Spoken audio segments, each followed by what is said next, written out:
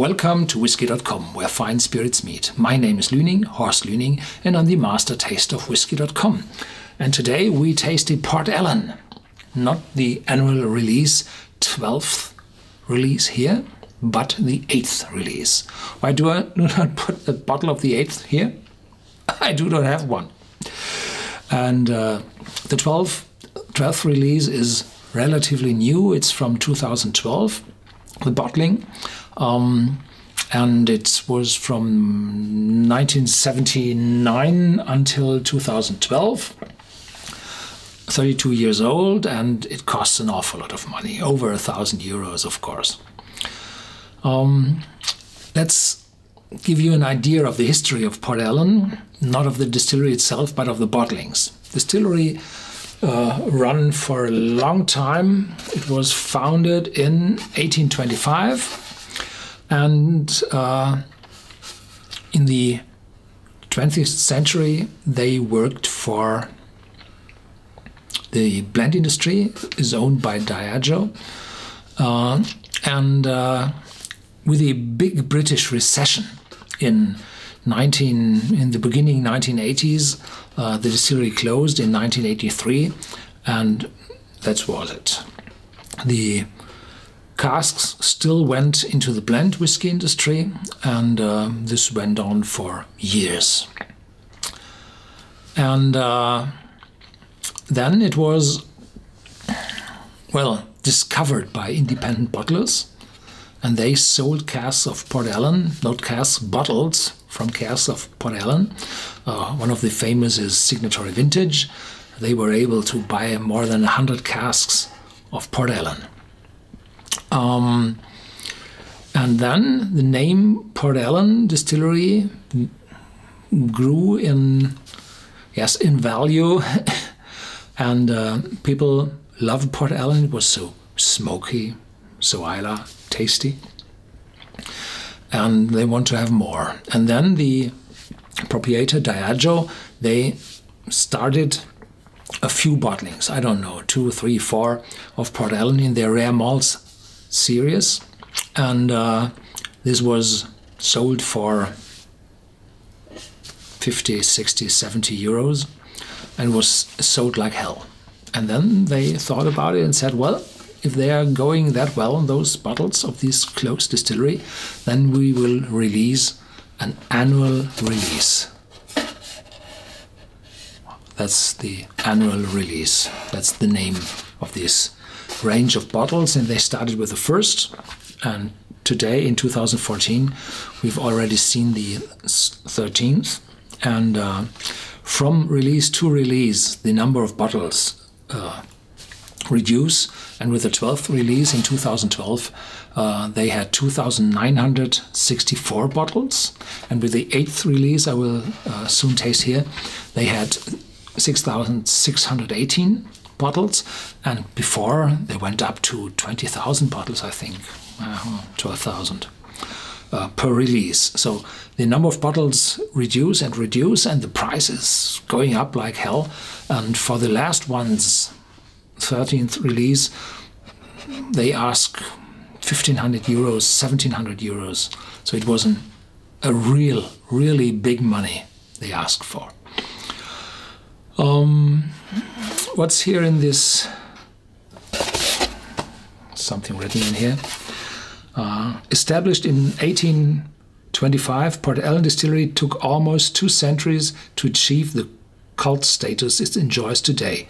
Since the distillery closed in 1983, demand for this classic Islay malt has risen in inverse proportion to supply. So much so that each small release from the dwindling stocks that remain now sells out faster than the last. This very collectible, supremely drinkable 32-year-old was distilled in 1997.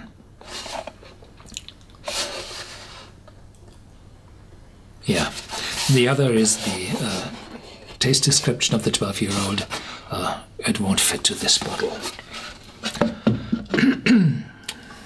Here we are, this is this.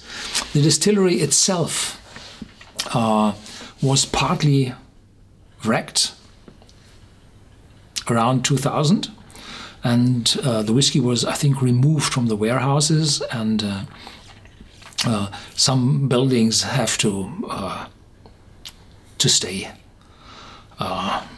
because government has gave a ban about demolishing the rest. So the color of the whiskey is quite light, so we will have a lot of refill casks in here, and close to none sherry casks, but there have been very few sherry casks of Port Ellen. I tasted one of Douglas Lang with the sherry cask, and it was quite intense and heavy, and I had another one, I don't know from which independent bottler, and I spit it out. It was undrinkable. It was weird. So there's a lot of difference in those bottlings, because the distillery worked for the blended whiskey industry, and they produced little smoky and strong smoky and fresh casks, refill casks, intense ones, less intense ones, and they produced and produced and produced in mass production, and there the quality or the taste wasn't that stable because they looked for volume. And I don't know why they have different ages for these annual releases, why they had this 12th release from 1979 and the 8th release was from 1978. It was only 29 years old. Why haven't they selected the cast that way, that they always had the same age, tried to bring some constants in it? Well, I think it's a collectible, as it was said in this box, and so they try to have different vintages, different ages to distinguish one bottle of another. So this has 45.3% ABV, and I still have 3 samples to go today, so I will add a very little water to bring it down slightly below 50. I talked so much. What the hell, I talked so much. I always sniff on the glass. I take my nose in the glass before dilution. So, what do we have here? Definitely peat smoke, but not that intense. Lagavulin, Lafroig, Artbeck are far more intense. Then there is very light vanilla, followed by caramel. So there were still active casks in this selection of casks, even when it's not that dark. And there is some sea aroma, seashore, maritime aromas. Yeah, a little stinky from the sea.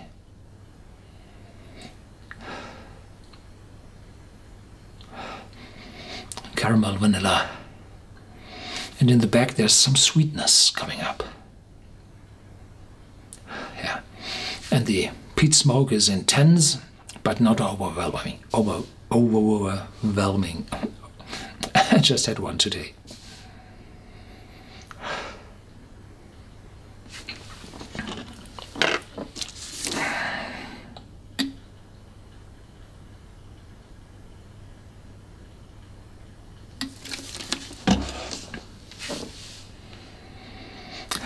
Now it's opening up. Lighter fruits. The smoke fades away.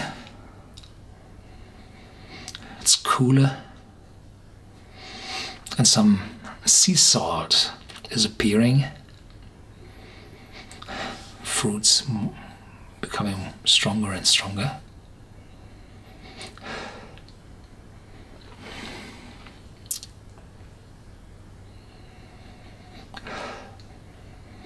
Yeah.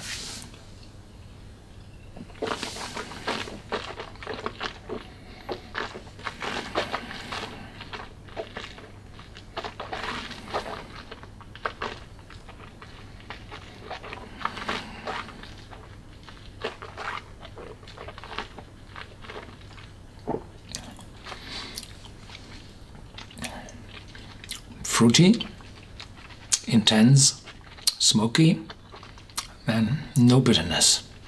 So this is American oak, probably second and third fill, probably hogsheads. Now smoke is developing again. The time where water and alcohol isn't mixing very well is over. The marks inside the water are gone, and it redevelops to the old form it has. More smokiness, but more fruit, less caramel. Yeah.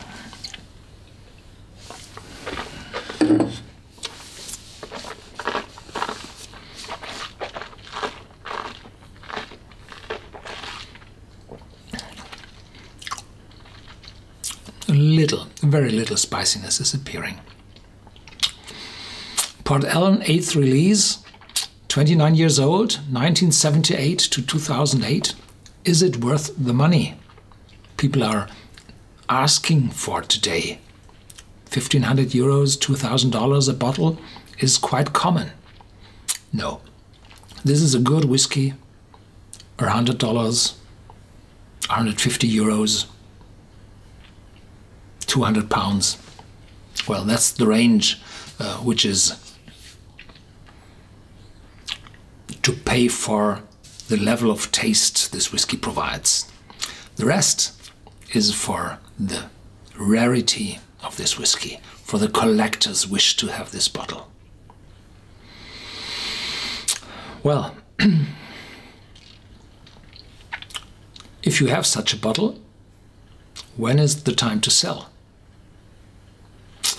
Well, I think when the last annual release has come out, you will only notice that when the next year nothing comes out.